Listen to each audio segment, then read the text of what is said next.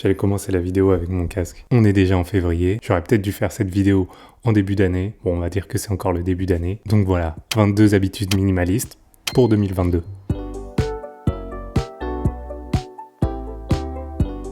Ouais, 22, ça fait beaucoup. Du coup, on va passer assez vite parce que là, le soleil est déjà en train de se coucher et j'aurai jamais le temps de finir cette vidéo si je m'étale longtemps sur tous les aspects. En tout cas, je vais diviser en deux ces conseils. On aura des conseils sur l'argent, la moula, et sur le bien-être. Et je vais en faire un à chaque fois. Donc voilà, c'est parti. Commençons par un conseil pour économiser, faire une liste avant d'acheter. En fait, on fait tout le temps des listes pour les courses ou des choses comme ça, mais quand on y va de nos loisirs ou des vêtements, on fait pas souvent de listes de choses dont on a besoin. Ça fait qu'on va au magasin et on achète plein de trucs alors qu'on n'en a pas forcément besoin. J'essaye de toujours tenir une liste avec un ordre d'importance, comme ça je sais ce dont j'ai besoin, et si c'est pas dans la liste, normalement je l'achète pas. Essayez de ne rien faire pendant un moment durant une journée. Ça, c'est assez dur, parce qu'on se rend pas compte, mais on est toujours en train de faire quelque chose. Que ce soit écouter de la musique, je sais pas, scroller sur son téléphone, regarder les réseaux sociaux, regarder une série. Et je trouve intéressant de se réhabituer à l'ennui, parce que souvent on sollicite, et souvent c'est une fuite en avant. Pas penser à plein de choses, mais se remettre dans ses pensées pendant 5 minutes par jour, je trouve que c'est faisable, on peut se trouver 5 minutes, et ça augmente vraiment notre capacité à être dans l'instant. Nouvelle habitude pour l'argent, et ça c'est surtout pour les achats sur internet,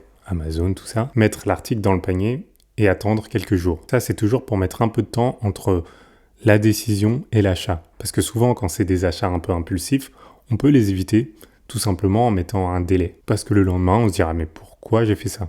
Alors que si on l'a directement acheté, avec le clic là, directement acheté, vous connaissez, et ben là, c'est trop tard. Enlever les notifications inutiles. Sur mon téléphone, j'ai juste les notifications pour WhatsApp. Sinon, toutes les autres notifications, enfin j'ai aussi les appels, mais toutes les autres notifications, que ce soit Instagram, que ce soit TikTok ou même YouTube, j'ai tout enlevé, ce qui fait que je suis pas appelé par les applications, mais j'y vais plus de moi-même. J'y vais encore beaucoup trop, mais j'y vais de moi-même. Se demander si c'est pas un achat impulsif. À chaque fois que j'achète quelque chose, je me demande vraiment si c'est pas un achat impulsif. Ça revient aux deux autres habitudes qui permettent de temporiser justement, mais les deux autres ne valent rien si on se demande pas si l'achat n'est pas impulsif ou pas. C'est pour ça que je vérifie toujours si c'est vraiment un achat impulsif ou pas un achat impulsif du tout. Dormir avec le téléphone le plus loin possible. Alors ça, je le fais pas. Je l'ai fait pendant un moment. Aujourd'hui, je le fais pas parce que j'ai pas de réveil. Faudrait que j'investisse dans un réveil. Ou faudrait que j'utilise, je sais pas, une console en réveil. Mais je l'ai fait pendant plusieurs mois et ça a bien marché parce que ça empêche de vérifier justement tous les réseaux sociaux dès le matin. Ça nous met dans de meilleures dispositions pour attaquer la journée, pas forcément voir des mauvaises news. C'est un conseil assez simple qui est facile à implémenter. Du coup, je vous le conseille. Et je me le conseille aussi, parce que là j'ai un peu arrêté. Se rappeler que le matériel ne nous fait pas forcément aller mieux. Une partie des conseils que vous retrouvez ici ont déjà été évoqués plus longuement sur ma chaîne. Et je vais dédier aussi des vidéos à des conseils qui sont aussi dans cette vidéo, sur des vidéos un peu plus longues. Du coup, je vous conseille de vous abonner, évidemment, pour rien rater. Et de liker cette vidéo aussi, parce que ça aide vraiment une petite chaîne comme la mienne. Revenons à nos moutons. Souvent, quand on va mal ou quand on sent qu'on est un peu bloqué dans la vie, on a l'impression qu'acheter quelque chose va nous débloquer ou nous faire sentir mieux. Et peut-être que ça peut nous faire nous sentir mieux sur un instant, mais ça répare pas vraiment les choses. En tout cas, à notre stade où on a une connexion internet, on a à manger, on a des vêtements, je pense pas que le matériel puisse réparer quoi que ce soit. Ça reste mon avis, bien sûr. Vous avez peut-être remarqué, mais je suis un peu minimaliste. Se rappeler que tout le monde a des jours un peu nazes.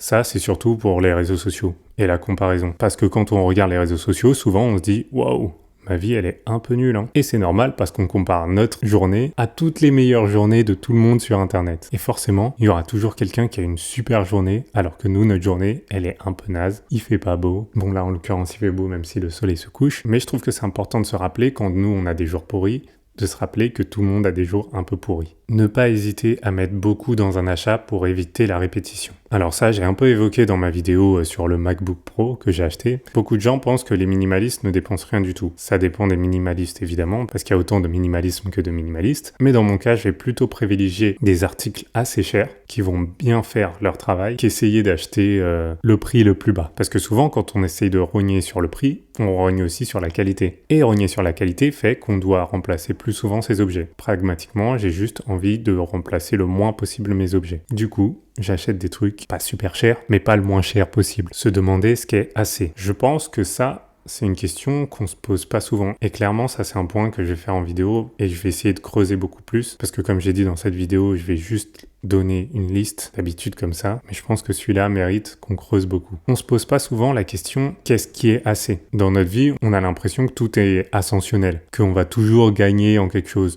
Plus grande maison, plus gros salaire, plus gros tout ce qu'on veut. Mais se demander ce qui est assez pour nous permet de 1, de pas courir indéfiniment, et de 2, aussi s'arrêter et voir tout ce qu'on a accompli, ou tout ce qui nous reste à accomplir. Mais ça permet de checker où est-ce qu'on en est dans la vie. Et ce palier qu'on s'indique à nous-mêmes peut évidemment varier. Je trouve que c'est important parce que si on le fait pas par nous-mêmes, c'est les autres qui vont décider pour nous. Que ce soit des standards de beauté, des standards de voiture, des standards de salaire. Je pense que chacun doit savoir ce qui est assez pour lui. Regardez le dématérialisé. Ça, c'est surtout pour les jeux, la musique, tout ça. Mon minimalisme est aussi dans l'encombrement de l'espace. Et des choses dématérialisées ne prennent pas beaucoup d'espace, tout simplement. Et en général, sauf pour les jeux, c'est moins cher. Marcher quelques minutes par jour sans but précis.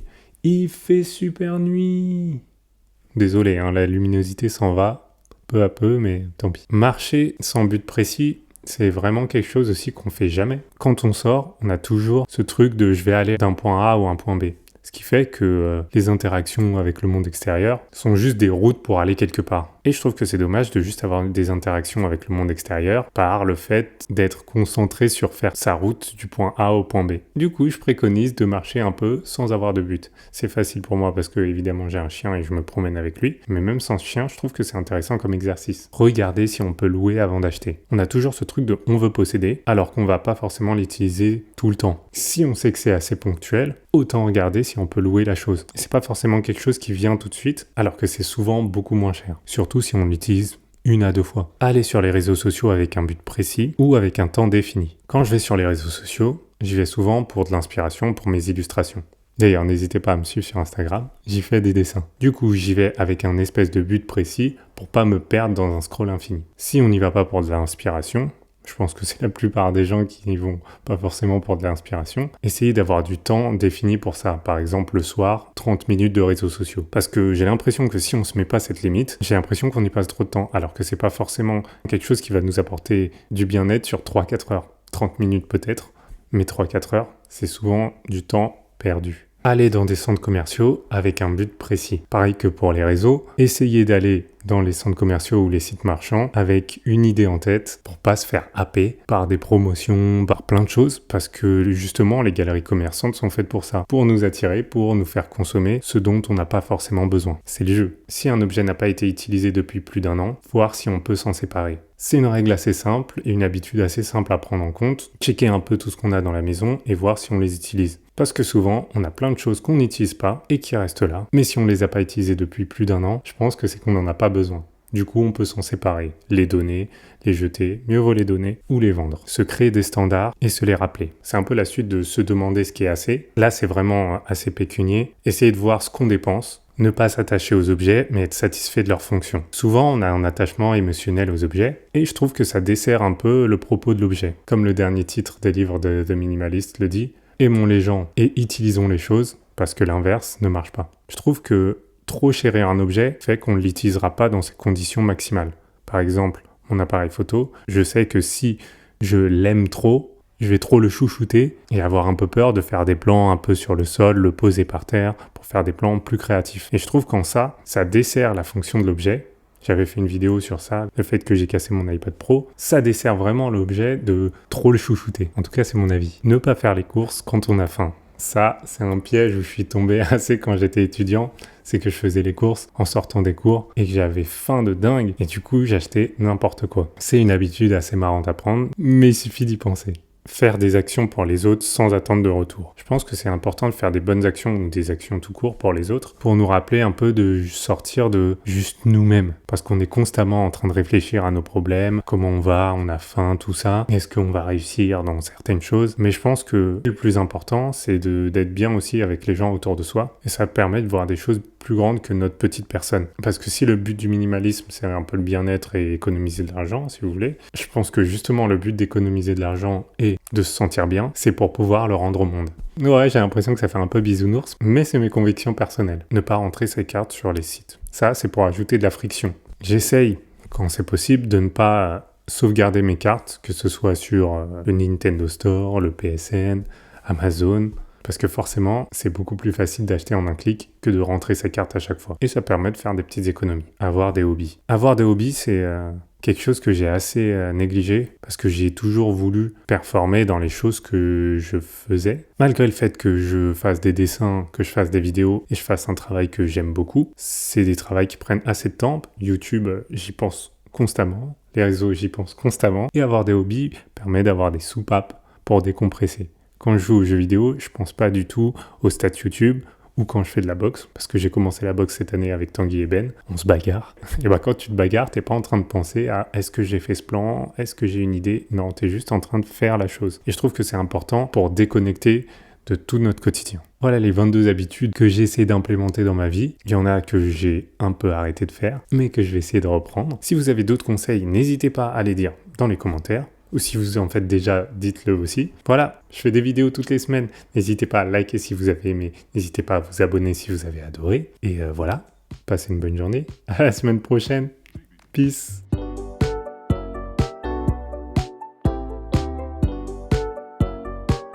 Bon voilà, je vais monter cette vidéo. Est-ce qu'elle sortira dimanche?